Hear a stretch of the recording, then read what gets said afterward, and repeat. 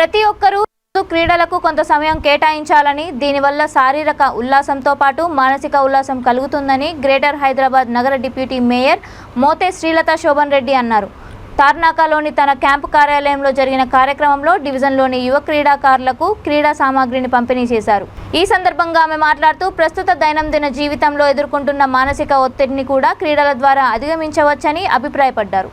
కార్యక్రమంలో బీఆర్ఎస్ కార్మిక విభాగ అధ్యక్షుడు మోతే శోభన్ రెడ్డి, నాయకులు, కార్యకర్తలు పాల్గొన్నారు.